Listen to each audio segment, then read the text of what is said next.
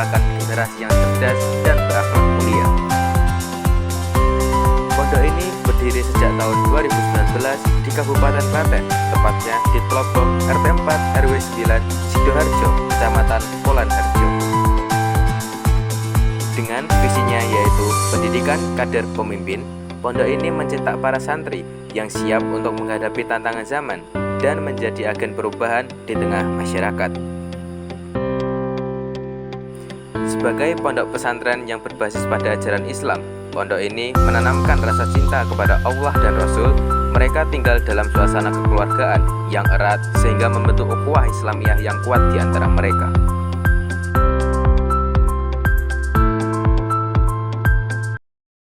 Awal mula dari pesantren 2015 Juli itu Sadaika itu sudah tak ukur ya dapatnya segitu. Jadi sana itu 2, sini 3, berarti kan tetap 5. Saya bilang nanti lantai 2 berarti 10 ruang. Saya bilang kurang gede, kurang besar ya, gak jadi. Bulan Juli. Bulan berikutnya ada orang, ya sebelum itu saya tulis di sebelah barat rumah tembok itu ada Pondok Modern Al Musaddiq. Itu sudah itu. Nah, ada orang lewat, mana gedungnya? Ya, orang kampung sini. Ya, gedungnya belum ada, itu rumah. Nah, akhirnya mereka ini Pak Tumianto namanya, itu lama-lama dia cerita, ibu saya itu cerita bahwa saya wakaf untuk pondok yang saya bangun itu. Wah, kalau itu ya saya pengen wakaf. Mana? Ya itu yang timur sendiri.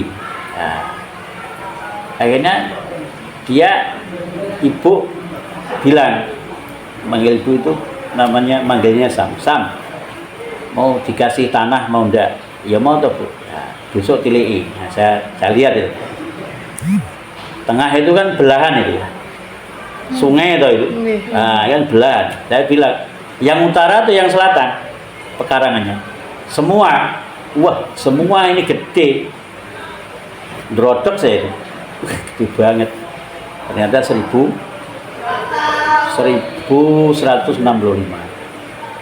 Dah akhirnya Bib sekarang dapat tanah wakaf. Ya sudah dibangun itu aja. Nah, bangunlah 2016 tanggal 17 Januari mulailah bangun. 2 tahun 16, 17, 18 pertengahan ada santri 2, 19 izin operasional pesantren, 17 santri. Jadi dari situ, tapi bangun dulu. Bangun ini 7 kali 6 ini. Sananya 7, ininya 6. Terasnya itu 2. Itu sana 6, atas 6. Dari 12 lokal. 12 lokal itu selesai 2 tahun 3 bulan. Bulan April. Nah, dari situ muncullah pesantren. 5 pesantren. Lah, terus saya bilang, Beb sudah jadi. Ya sudah, kalau sudah jadi ya cari santri. Udah. Tadi belum kayak gini, tapi masih. Jadi santri ada 2, 3 itu pasti ada pring-pring itu. Ya sholatnya ini, kamarnya ini kamar Ustadz itu. Nah, disitulah akhirnya muncul. Nah, jadi yang kayaknya yang keinginan saya buat pesantren yang dulu itu dibaca oleh Habib ini, segala macam potensi mungkin ya, segala macam potensi dibaca, akhirnya ente pulang gitu. Nah, bagaimana saya bangun ini? Ya sudah, bangun itu dari uang masyarakat, uang relasi, uang dari pengajian itu. Bangun ini sampai sekarang seperti itu. Ini habis 1,6. Masjid itu 1 M. Itu bulan April kemarin 2023. 2003 Mei itu bangun yang itu. 2023 Mei sampai 2024 sudah Mei. Nah, nanti itu dananya susah cerita. Saya buat kotak 100, tak titipno rumah-rumah. Per bulan saya ambil. Nah, sampai sekarang di pengajian-pengajian saya itu masih tak titip di kotak-kotak itu. 4 bulan, 3 bulan saya ambil. Ada ya 2 juta, ada 3 juta, ada 5 juta per kotak. Itu sampai sekarang. Nah, dari situlah keinginan. Jadi kalau dilihat latar belakang itu ada keinginan. Latar belakangnya apa? Latar belakangnya ya ini, ajarlah lulus dari mondok itu mulango Quran walaupun dengan tindir di atas gunung. Nah, itu sebenarnya yang melatar belakangi di situ. Nah, dari situlah akhirnya muncullah pondok Al-Musaddad. Nah, nama Al-Musaddad bagaimana? Nama Musaddad itu nama orang tua mertua saya. Namanya Anwar Musaddad Khalil. Nah, maka yayasannya namanya Anwar Musaddad Khalil. Lah, pondoknya tak ambil Musaddad. Karena orang sekitar sini Pak Khalil itu sangat terkenal. Tahulah kalau ini. Itu ya mungkin ya ditokohkan atau apa. Lah, di sini ini sudah ada namanya, belum ada pondok, itu ada nama kelompok hadroh kampung namanya El Musaddad. Nah, akhirnya saya ngambil Al Musaddad. Nah, jadi Al Musaddad itu nama orang tua mertua yang sudah meninggal. Kalau belum meninggal nggak boleh. Jadi misalnya pondok Samati nggak boleh, karena masih hidup. Itu akan timbul keriaan. Nah, itu orang-orang sepuh seperti itu. Nah, akhirnya dengan perkembangan seperti itu, lah ketika saya bangun itu pokoknya gontor. Pokoknya inginnya gontor. KMI gontor, sudah. Karena saya punya pengalaman, Takmirul itu pertama Aliyah, pertama MTS, berubah jadi KMI. Betapa sulitnya. Waktu itu masih Aliyah, isinya KMI. Rapotnya double. Rapot pemerintah, rapot sendiri. Administrasi sendiri, administrasi pemerintah. Itu saya merasakan pusing ya. Terlalu tele-tele. Nah, akhirnya sudahlah, saya bismillah gontor. Ya, itulah akhirnya ya gontori. Nah, kemudian bagaimana? Saya survei. Sebenarnya sempat goyang ya, apakah KMI atau SMP. Kalau ambil umum saya pilih SMP sama SMA. Karena Diknas itu lebih tertib. Nah, akan lebih cepat perkembangannya. Nah, saya survei, tanya ke Diknas Klaten bagaimana mendirikan SMP, bagaimana mendirikan Aliyah, SMA.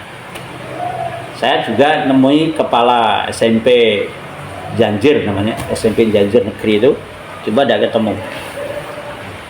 Begitu melihat syarat pendirian SMP, SMA, itu harus SMA, harus punya guru bidang, Inggris sendiri, matematika sendiri, IPA sendiri, fisika sendiri, tambah pusing, nggak punya tenaga. Terus harus punya kepala sekolah, punya fasilitas lengkap, ada kantor guru, kantor kepala, meja lengkap. Karena kalau SMP itu izin operasionalnya tidak ada murid dulu, administrasi dulu, izinnya turun, baru nyari murid. Terus kalau KMI kendalanya perjalanan pendidikan berjalan, anak pedot di tengah jalan tidak bisa sekolah, tidak bisa lanjut. Itu saya pusing 2 bulan ya. Untuk antara formal sama KMI. Akhirnya saya diskusi panjang sama Bipno itu. Bip, ini gimana Bip? Sudah, kamu dulu niatnya apa? Kalau kamu niatnya golek duit, SMP, SMA, bandrolen, IT, ya. Tapi kalau kamu itu pengen nguri-uri agama murni, Ya, kayak Gontor, KMI. Wah, sudahlah. Itu perasaan kayak ditambah. Kok sampai bingung? Berarti Anda ini bingung antara cari duit sama idealisme pesantren. Sudah, Beb.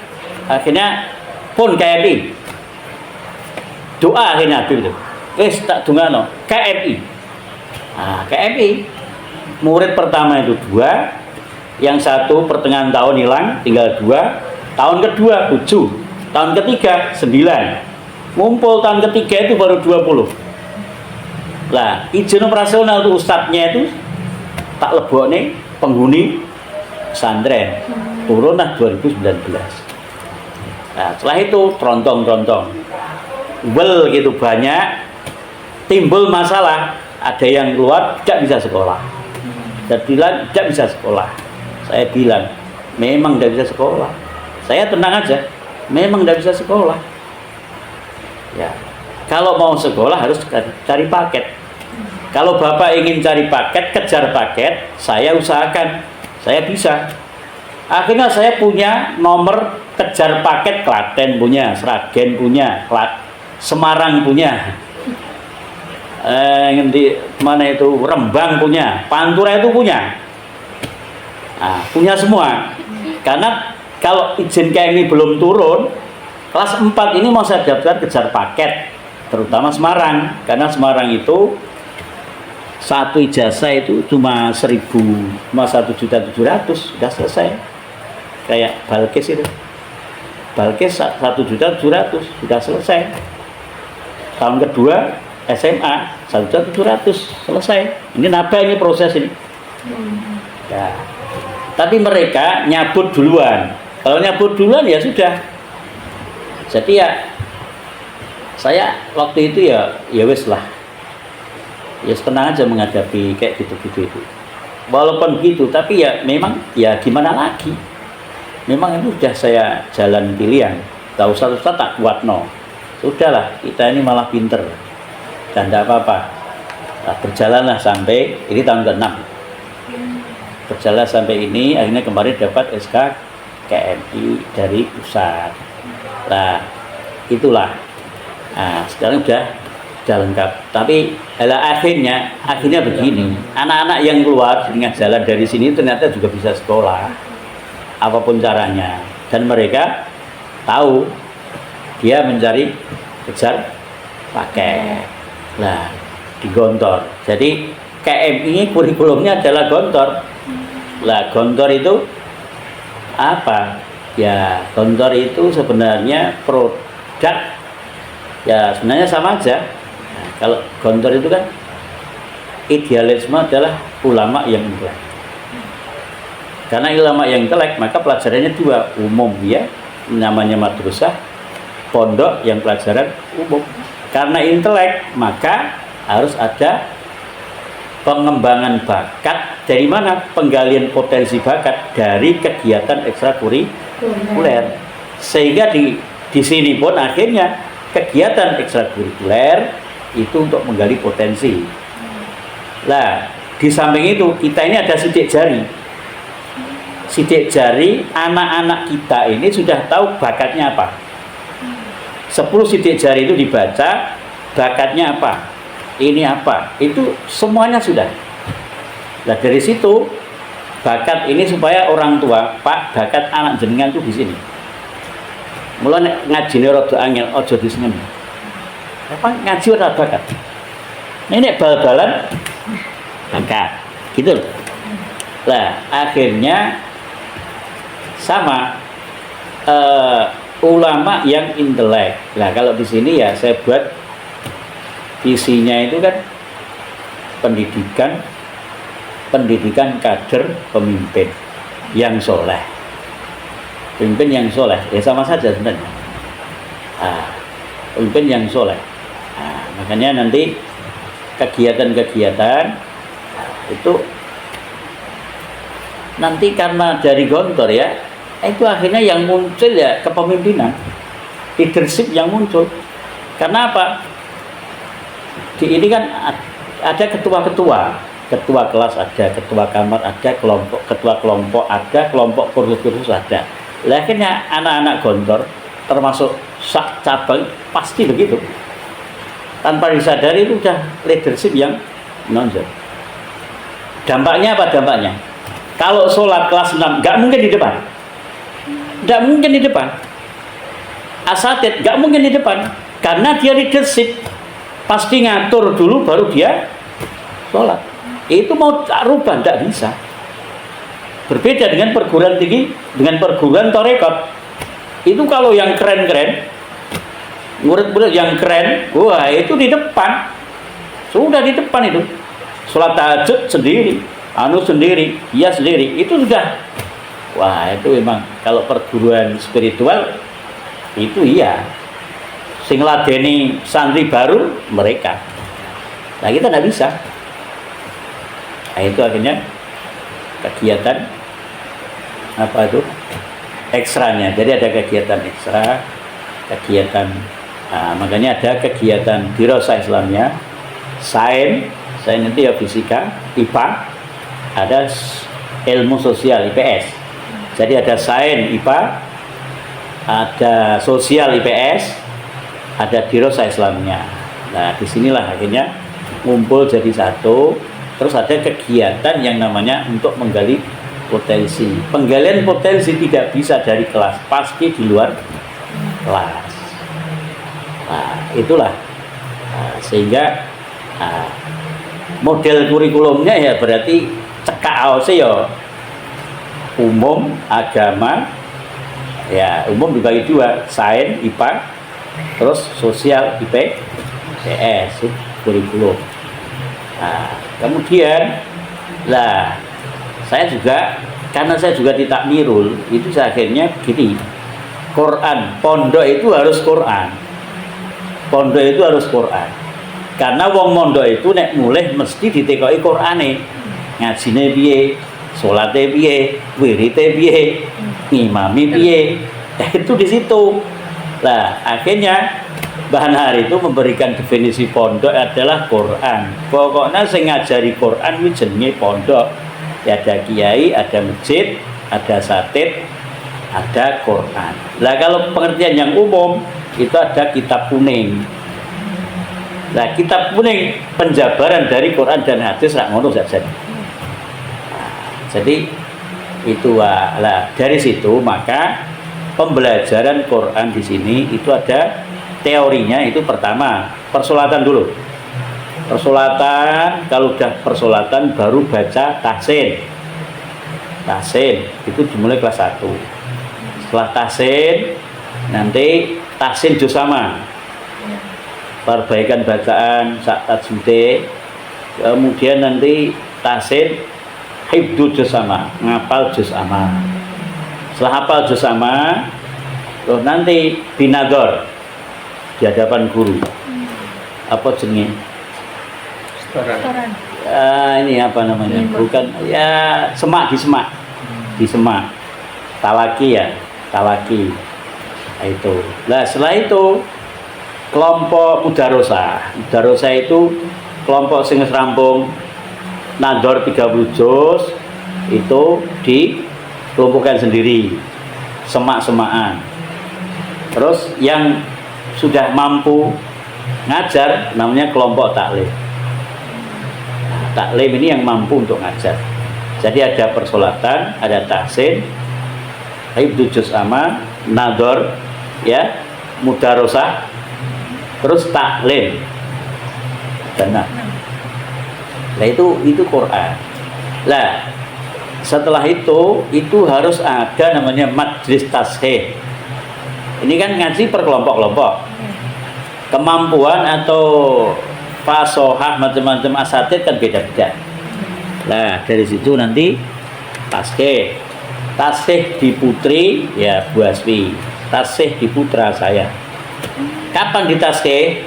Ketika dia sudah selesai juz amma, saya tashih juz amma, tashih baru nanti masuk Quran. Sebelum tashih Quran, tashih sholat.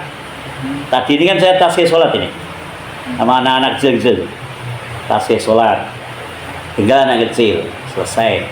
Nah, tasbih persolatan, tasbih bacaan Quran. Terus nanti binador tak tasbih lagi, tak semak lagi. Nah, binador. Nah, setelah binador ada dua di sini pilihan. Setelah apa juz sama, apakah dia yang mau ambil tahfidz? Ya itu silahkan tahfidz, atau setelah binador tahfidz. Jadi ada kelompok tahfidz, baik putra maupun putri. Nah, nanti di kegiatan putri itu tiap hari akad pagi itu ada semaan ya, ada semaan. Nah, jadi di semak. Nah, disitulah lah maka Quran ini kalau saya harus ketat mengawalnya. Jangan sampai mondok 6 tahun tidak bisa baca. Harus betul. Nah, sekarang saya nangani kelas 6. Yang paling sulit itu saya. Pokoknya yang paling sulit itu saya.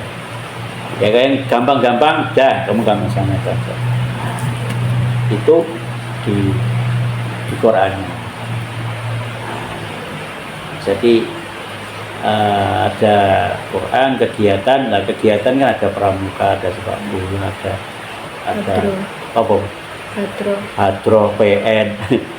Nah, hadrohnya ini sangat menonjol. Ada drum band. Hadrohnya ini murid 3 itu sudah belikan 1 set hadroh. Jadi yang hadroh itu asatidz sama santrinya. Maka sekarang ini yang menonjol hadrohnya. Dan delalah Ustadz sini itu seneng hadroh semua. Seneng hadroh semua. Sehingga ada hadroh untuk asatidz, hadroh kelas 6, kelas 5, 4, sekarang per kelas itu punya hadroh. Nah, yang sulit itu putri, karena putri nampaknya tidak bakat untuk hadroh. Kalian joget kali ya. Jadi itu yang apa namanya? Nah, itu saya kira sekilas ya. Cukup saya kira ya. Assalamualaikum warahmatullahi wabarakatuh. Kami di sini akan mewawancarai untuk mengetahui lebih dalam tentang pondok musyahadah ini. Monggo Mas bisa mengenalkan diri. Nama saya Arkan Setiawan Al-Khalis. Saya berasal dari Solo, yang dimana saya belajar di sini sudah menginjak tahun kedua. Sekarang saya ada di kelas 3 takhusus. Ini kenapa kamu milih pondok pesantren ini nih? Kita Saya pengen tahu. memilih pondok ini karena dulu awalnya saat saya mau mondok itu tidak ada. Jadi mau SMA baru saya ingin mondok. Oh gitu. Ya. Ya. Terus di sini bagaimana pelaksanaan kegiatan mengajinya? Saya suka sama kegiatan mengaji di sini karena saat mengaji para asatidz benar-benar mengajarkan bagaimana cara membaca Quran dengan baik dan benar. Ya. Bisa ceritakan nih bagaimana aktivitasmu sehari-hari di pondok pesantren ini? Nggak mungkin kan kamu cuma hari ini ngaji terus, itu kan nggak mungkin. Nah, bisa ceritakan aktivitas sehari-harimu itu gimana? Ya, di sini saya sebenarnya sederhana kalau aktivitas saya di sini. Iya. Jadi kalau bangun sholat tahajud, kemudian ya kan bangunnya jam 3. Iya. Bangun jam 3, semua bangun jam 3, kemudian sholat tahajud, dilanjut sholat subuh, habis subuh mengaji, habis mengaji ada tambahan kosakata dari bagian bahasa, saya mengikuti, kemudian ada bersih-bersih, kemudian habis bersih-bersih mandi, setelah mandi kita persiapan sekolah, kemudian sekolah sampai zuhur. Setelah zuhur, antara zuhur sama asar ini ada jeda, mungkin bisa istirahat atau kadang juga ngapain, baca-baca atau cerita sama temen. Jadi saya pas waktu kosong itu ya kadang tidak mesti, kadang tidur, kadang ngapain gitu. Kemudian setelah asar biasanya kadang ada yang main bola, ada yang langsung mandi, atau ada yang cerita sama temennya gitu. Kemudian masuk masjid jam 5, lalu diwajibkan baca Quran. Habis baca Quran nanti sholat maghrib, kemudian ngaji lagi sama para ustadz-ustadznya. Kemudian habis ngaji kita makan, baru sholat isya, kemudian belajar malam sampai jam 9:30 dilanjut tidur malam. Istirahat. Ya. Kalau di sini ada ekstrakurikulernya. Oh, di sini banyak, ada ekstra banyak. Kalau Disebutkan. kamu sendiri ikut apa? Saya ikut hadroh, kemudian sepak bola, terus sepak bola ada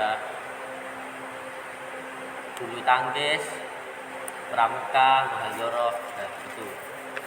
Nah, kamu kan di sini kan tadi kalau nggak salah sudah mondok selama 1,5 tahun ya. Iya. Nah, mungkin kamu ada mengalami kesulitan gitu nggak dalam pembelajaran di sini? Ya, kadang-kadang jika ada suatu pelajaran kemudian saya kesulitan, itu sering. Kadang-kadang juga pas pelajaran atau pas apa, kadang suruh baca nggak tahu artinya kalau bahasa Arab, atau bingung mau jawab gimana soal pertanyaan. Kalau menurut Masnya sendiri, apa yang menarik di pondok pesantren ini? Di pondok ini banyak yang menarik, mulai dari bangunannya, kemudian santri-santrinya baru ini tahun ke-7 kalau nggak salah Mas. Tapi udah banyak, udah dapat SK, alhamdulillah. Alhamdulillah. Kemudian metode pembelajarannya juga menarik, metode pembelajaran Al-Quran, kemudian ekstrakurikulernya juga berjalan lancar, gitu. Manfaat di pondok pesantren ini apa yang kamu rasakan? Banyak. Dulu saya sebelum mondok mulai dari nggak bisa baca Quran dengan baik dan benar, nggak bisa ngepasin tajwidnya. Kemudian setelah mondok agak tahu, jadi agak bisa membaca Al-Quran dengan tajwid. Kemudian dari bahasa Arabnya dulu nggak tahu sama sekali. Kemudian di sini sudah belajar bahasa Arab, setiap hari mesti ketemu bahasa Arab, tulis Arab, ngapalin mufradat dan lain-lain. Jadi di sini bisa lebih tahu bahasa Arab, agak bisa ngomong bahasa Arab. Terus bagaimana kesan atau pendapat sampean terhadap metode pembelajaran di pondok ini, pembelajaran Al-Quran? Saya senang dengan metode pembelajaran di sini karena mudah untuk diikuti. Kalau metodenya sendiri biasanya bagaimana untuk mempelajari Al-Quran itu? Ya, yang pertama di sini tuh ada beberapa metode. Yang pertama itu saat pertama kali masuk nanti dilihat dulu bacaannya, kemudian nanti baca dulu juz 30, cuma dibaca disemak sama ustadznya. Kemudian setelah dibaca udah lulus dari An-Naba sampai ke Anas baru dihafalin. Setelah dihafalin baru membaca dari Al-Fatihah sampai Anas. Jadi satu Quran itu dibaca, tapi ya bertahap-tahap gitu. Nanti disemak sama ustadz. Waktu mengajinya itu setiap kapan? Jadi ngaji setiap hari, setiap habis subuh sama habis maghrib. Tapi ada beberapa hari yang pada waktu itu nggak ngaji. Pesan kamu nih buat teman-teman yang berjuang di pondok pesantren ini? Buat teman-teman yang berjuang bareng sama saya di pondok ini, mari kita bersungguh-sungguh mondok di sini karena ini kesempatan kita buat mendapatkan sesuatu yang tidak bisa didapat di luar. Di pondok ini kita bisa mungkin mendalami ilmu agama, bisa melatih kemandirian kita, melatih mental kita, sehingga itu tidak mungkin kita sia-siakan begitu saja. Udah gitu. Ya, begitu. Baik. Terima kasih untuk Masnya sudah memberikan informasi lebih dalam mengenai pondok musyahadat ini. Sekian wawancara dari kami. Wassalamualaikum Warahmatullahi wabarakatuh.